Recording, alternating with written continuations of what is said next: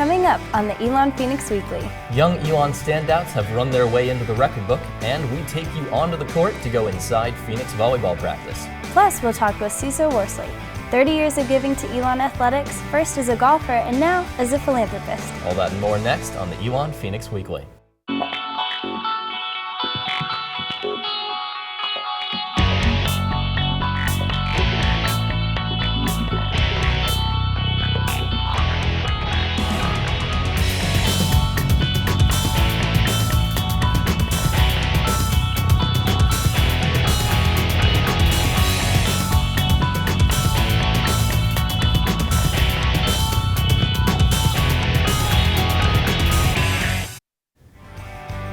Good morning and welcome to another edition of the Elon Phoenix Weekly. I'm Casey Stark. And I'm Derek Skelling. Thanks for joining us on your ESPN2 Local Sports Break. 2 weekends ago, Elon welcomed home all the former fighting Christians and members of the Phoenix for homecoming. Many sports had special events to reconnect with the athletes that played on the same fields and courts before them. Elon's softball team held its second annual Alumni Breakfast Blast.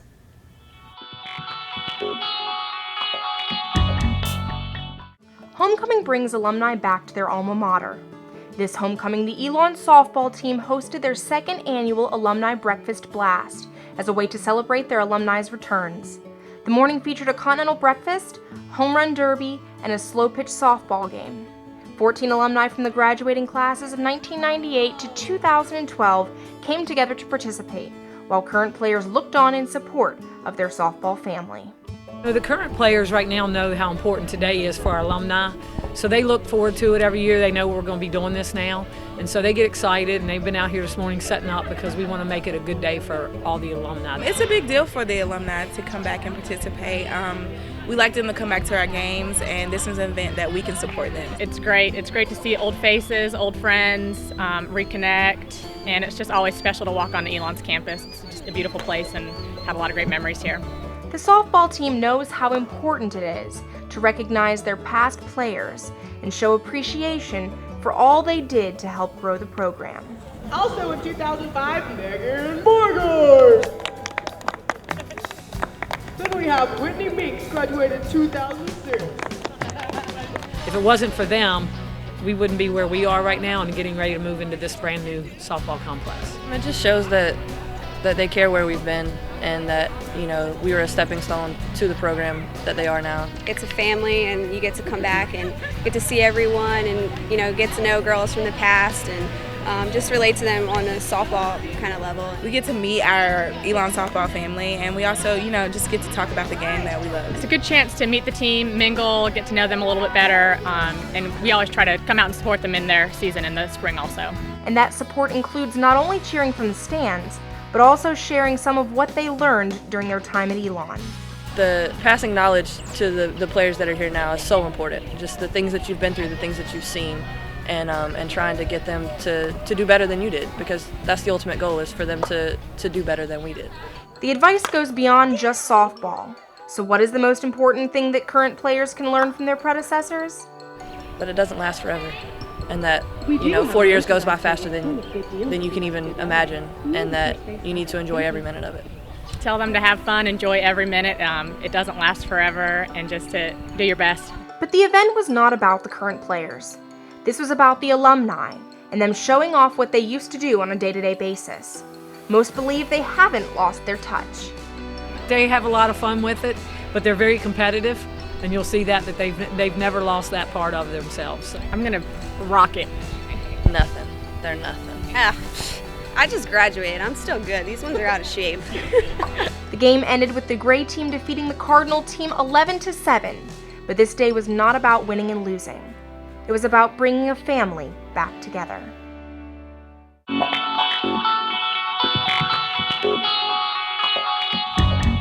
Be sure to come out this spring to support Elon Softball at Hunt Park, the brand new home for Phoenix softball.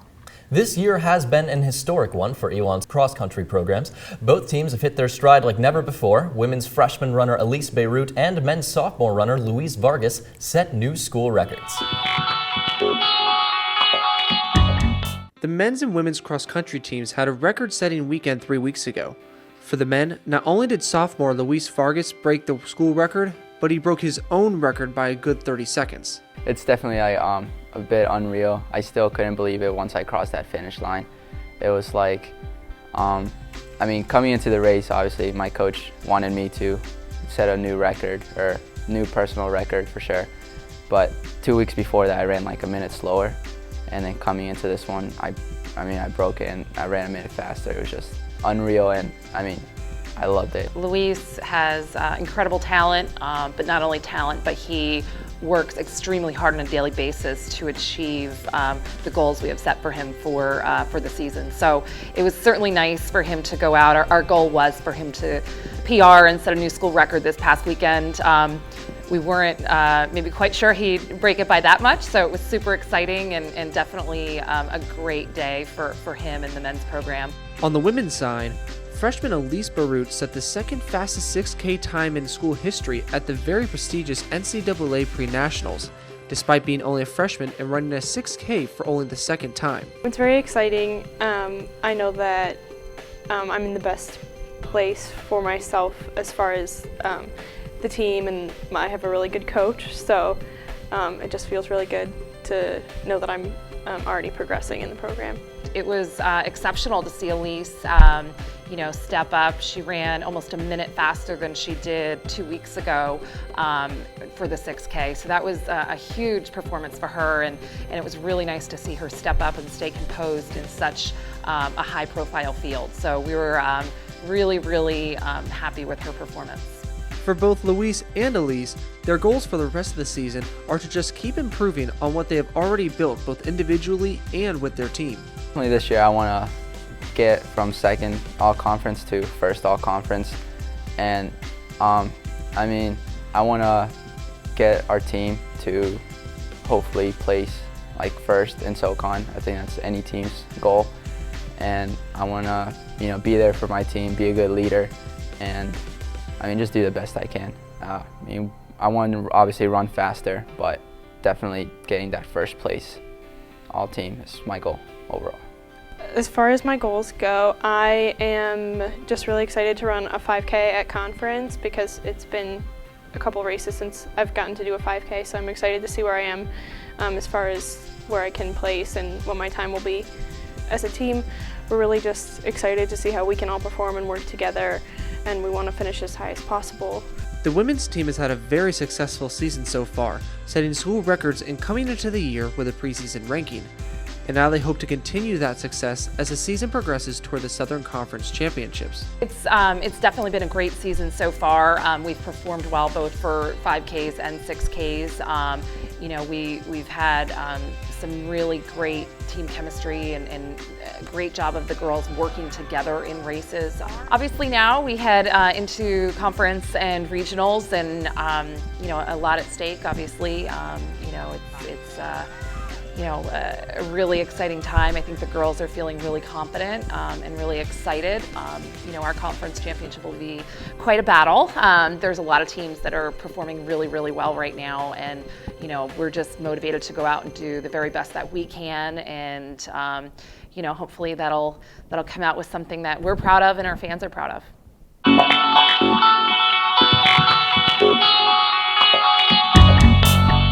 Both teams had strong performances at the Southern Conference Championships. The women finished second and had 3 runners named the All-SoCon second team, and Luis Vargas finished 6th and earned a spot on the first team All-Southern Conference. And that brings us to today's trivia. With basketball season starting this week, can you name the all-time points leader in Elon's men's basketball history? The answer to that coming up later. We've got to take a quick commercial break, but when we come back, we go inside an Elon volleyball practice.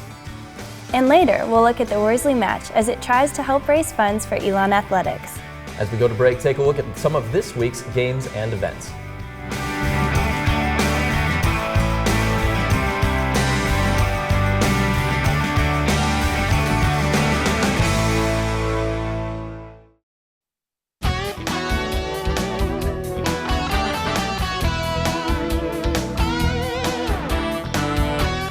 We'll be right back to the Elon Phoenix Weekly on ESPN2.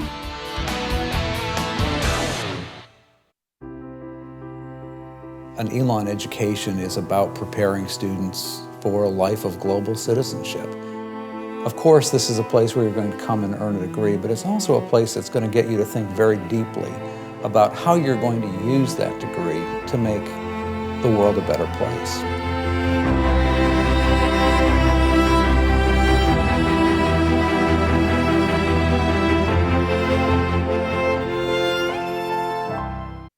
What is living the maroon life? It's more than just the hustle and the sweat. It's more than just the pain and the frustration. It's more than just the triumph and the glory. The maroon life is you. Yes, you. You, the athlete, striving to be at your best day in and day out.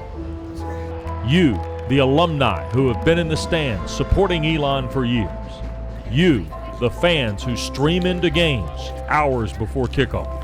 And you, the little ones who will be the next generation of Phoenix fans. You are what drives Elon Athletics, and you are the reason we do what we do.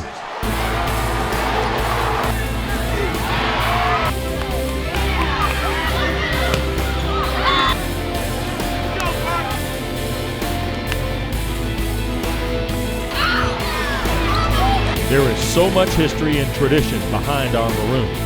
Conference titles, All-American, and national championships. But there is so much history and tradition yet to be made. So join us. Live the maroon life.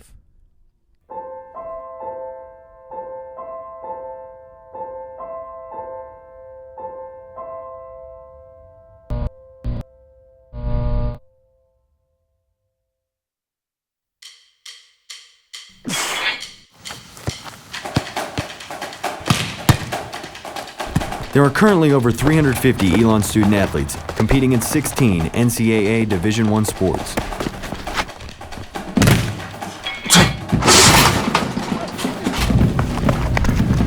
Scholarships enable us to succeed not only on the field, but also in the classroom. It helps us in achieving our commitment. To live the maroon life. Your gifts have the power to take Phoenix Athletics to even greater heights while giving student athletes an outstanding education.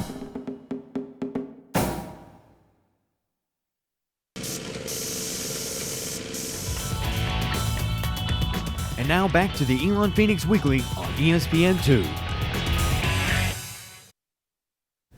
The Elon Phoenix Weekly is made possible by the students of the School of Communications in association with the dedicated coaches, athletes, and staff of Elon Athletics. We wanted to get an inside look at Phoenix Volleyball as they wrap up their Southern Conference slate. So we mic'd up assistant coach Tina Redling. Check it out.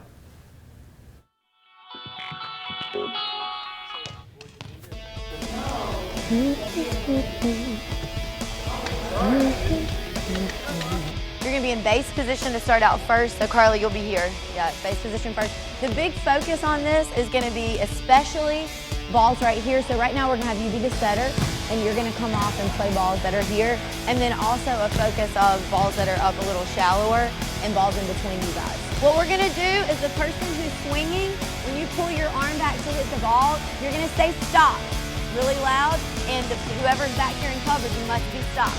All right, when they say that. Here we go. Good, Cal. Good, good. That's better. And stop without our arms down here. We want our arms up. Quicker. Get there quicker, Maggie, so you can get stopped. Good. And Maggie working hard to come this direction for the cover. Okay? Here for the one, and then go up to move and cover out. 1 more minute, Jen. That was perfect, though. It gave them a good, and you saw what we were working on. And especially if the middles get back there, have the middles work on it.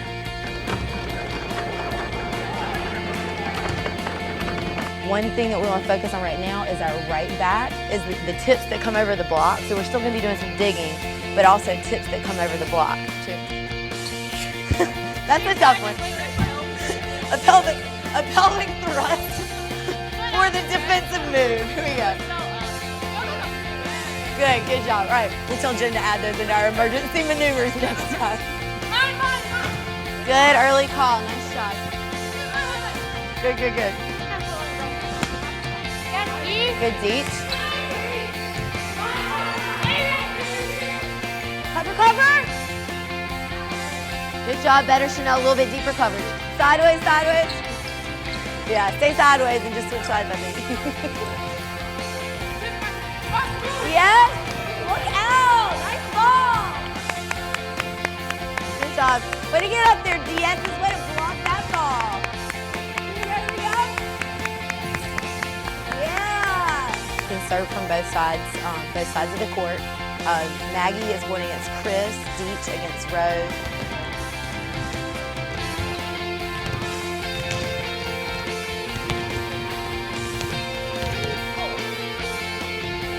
You got 2 more shots.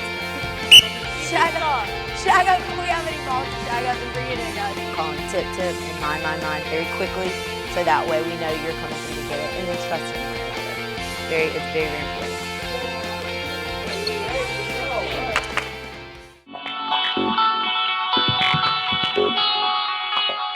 Elon plays its final games of the season at UNCG and the Citadel this weekend.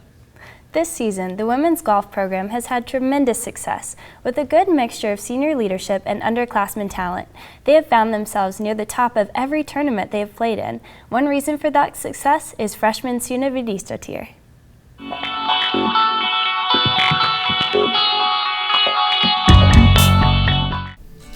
When you think of Iceland, women's golf may not be what first comes to mind, but that's exactly what brought Suna Vidistotir to Elon University. We spoke with Suna about her experience and with women's golf coach Chris Dockrell about the outlook for this season. My name is Suna Vidistotir and I'm from Reykjavik, which is the capital of Iceland. I found out about Elon just over the internet while I was Googling some schools and their golf programs. Suna was probably a unique situation. We crewed all over the world, and it was a situation where I had a video on her and actually watched a YouTube video of her balancing swinging a golf club on a ball, balancing on a ball, and I thought it was pretty unique. These days, with technology, we get to see everybody be able to play and practice and evaluate swings. We quite commonly, look at kids all over the world, and Iceland's no different. And I visited some other schools, but I just really loved it here, so I decided to come here. It's just such a beautiful campus, and the school is really strong and has a good program, and the facility here is also great. I thought that was a big, an impact factor to have facility on campus. Suna described how her experience playing golf in Iceland was different than here in the United States. I actually like it better to play here than back home, because if you play well here, you can see it on your score. While back home, we get such a bad weather sometimes that it gets really hard to get good scores. Suna and Coach Dockrell shared with us some of the challenges that international students face. It has actually been easier than I thought, but of course, language barrier and stuff like that can be hard, especially in a classroom. It's not like they can jump on a plane and go or drive a couple hours and be home, and so that they depend on their coaches heavily, and hopefully I'm always there, and other coaches like Bill Morningstar and administration are always there to give them support for the foreign players. Suna described what she thinks is important to prepare for a tournament. Before a tournament, you just get a good sleep. That's probably the most important factor, because especially on the days we play 36, we are on the course for 10 to 11 hours, so you have to be well rested. Suna shared a few highlights of her experience on the women's golf team. I got a hole-in-one on the first day of qualifying, so that was pretty good. I love my team. We are such a good friends, and it's just great. And we spend a lot of time together, outside of golf, so that's really fun. Coach Dockrell and Suna highlighted some of their goals for this season. Our goal is to win the conference, and we try to win every tournament we play in. I mean, that's always our goal every time we hit the road, is to win. As far as individual play, of course, I want all our players to play well, but I don't really designate anybody, any better than anyone else. You have 5 players, and the first player and the 5th player are just as important. So, my goal obviously with Suna is for her to get better, learn a lot in her first year, get acclimated to college life, and you'll see her scores really improve over the next few years. My goals for golf this year is just to play like every tournament as well as I can, and I'm going to try to get an average below 75, which I think is, I can do that. In the spring semester we play a conference. The team hasn't won it for a lot of years, but I think our team is strong enough and we really want to win that. The team has wrapped up play for this fall, but be sure to follow them on the course this spring. And that brings us to today's history.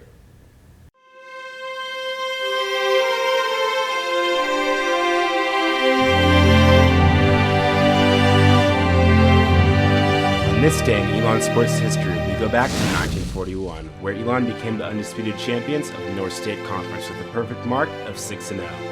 Christians overall had posted an 8-1 record, with their only defeat coming in Orange Bowl Stadium on a 39-0 loss to future football powerhouse Miami Hurricanes. Despite this loss, Elon's potent offense tallied 215 points, with 2,871 rushing yards and 10 throwing touchdowns over the season. Unfortunately, the 1941 season marked the end of intercollegiate football at Elon until after World War II. The North State Conference Football Championship would be the last gridiron title gained by the Fighting Christians until the early 60s. And that's today's look into Elon sports history.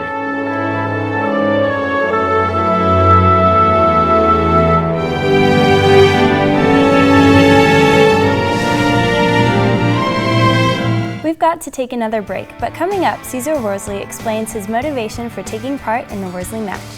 As we go to break, check out more Elon sporting events coming up this week.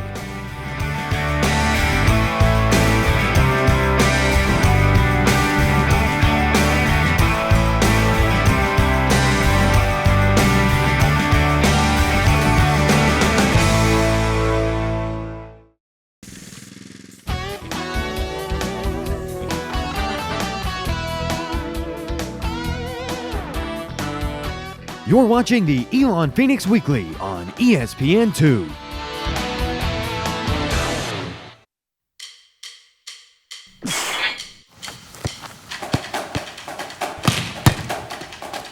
There are currently over 350 Elon student athletes competing in 16 NCAA Division I sports.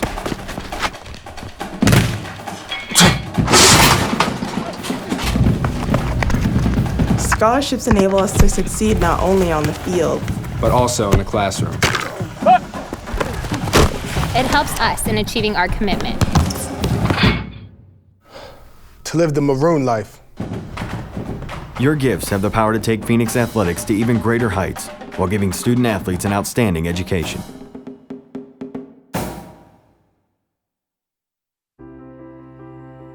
An Elon education is about preparing students for a life of global citizenship. Of course, this is a place where you're going to come and earn a degree, but it's also a place that's going to get you to think very deeply about how you're going to use that degree to make the world a better place.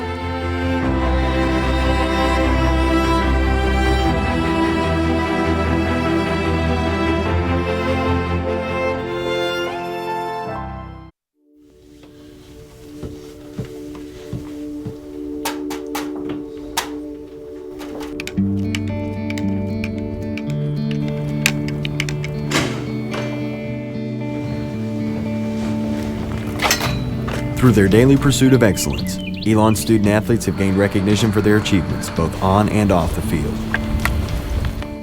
Building a winning tradition takes hard work and dedication. Dedication to the maroon life. Where success is not only measured by just wins and trophies, but also by the knowledge we gain. At Elon, we're more than just athletes.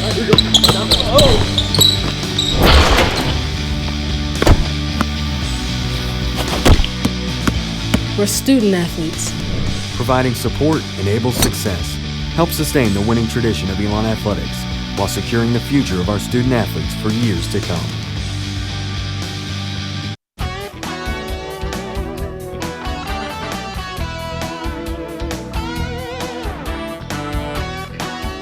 You're watching the Elon Phoenix Weekly on ESPN2. Welcome back to the Elon Phoenix Weekly on your ESPN2 Local Sports Break. Earlier in the show, we asked, Who is Elon's all-time leading scorer in men's basketball history?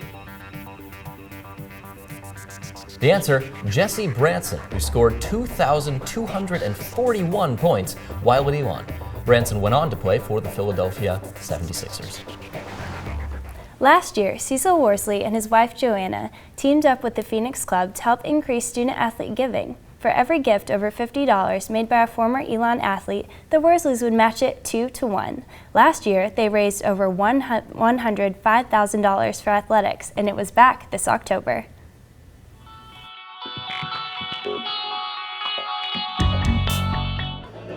Elon is always looking for ways to improve its athletics.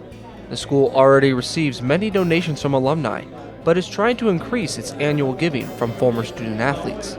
So Advancement actually had a program called the Ignite Challenge that ran for the previous 3 years. That was where one of the Board of Trustees members, Carrie Anderson, put up a challenge to young alums and said that in the month of March she would match all gifts given by young alums 5-to-1.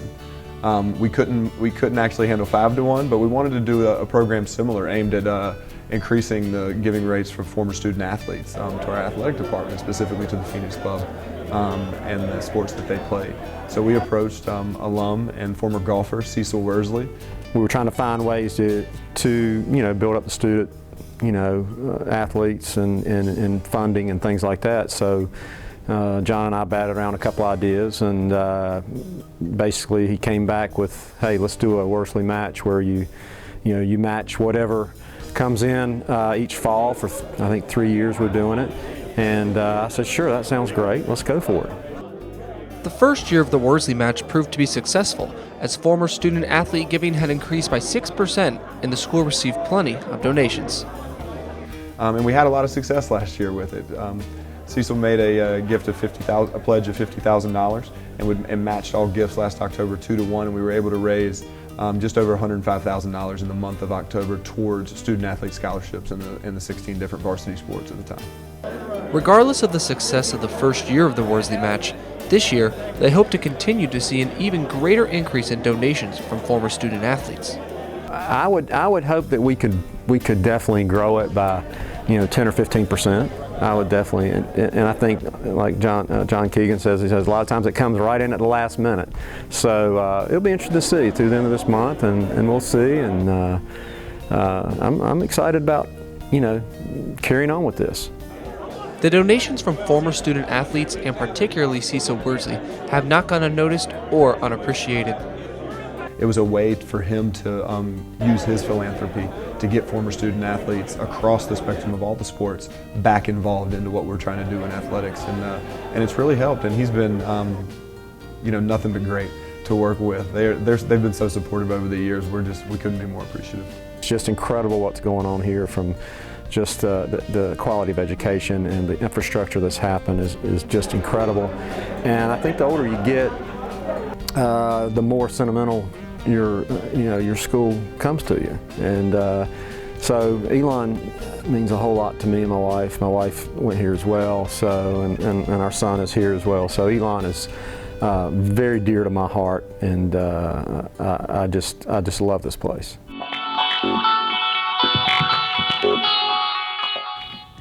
The Worsley match may be over, but you can still help out the Phoenix by becoming a part of the Phoenix Club.